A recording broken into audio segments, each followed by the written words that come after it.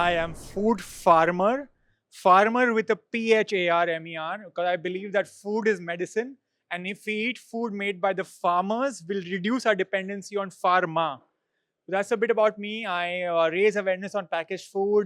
One, are you the customer or are there actually customers there? Most people make the mistake that they start companies which only they and their friend circle would eat. You have to realize that India is much bigger than that. So make sure there is actually a target market. Two is there can you do you have the expertise in that space? Like there are too many people who like try to start something because they think it's hot, but they don't really have any idea what they're doing. And three, I would say, is just that can you match the price points? If the average price point is 200, you can maybe charge 250. But if you go and charge 600 rupees, no one's going to buy our product. So these are three things which I would just say.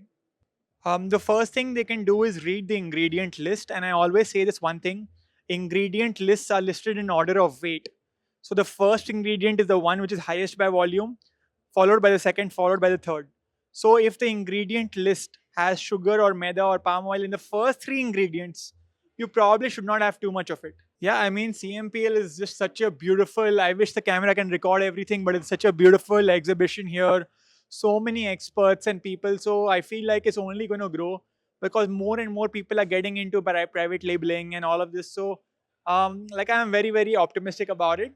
Yeah, I would say it's magical. It's unbelievable what I'm seeing here, and I wish it all the best.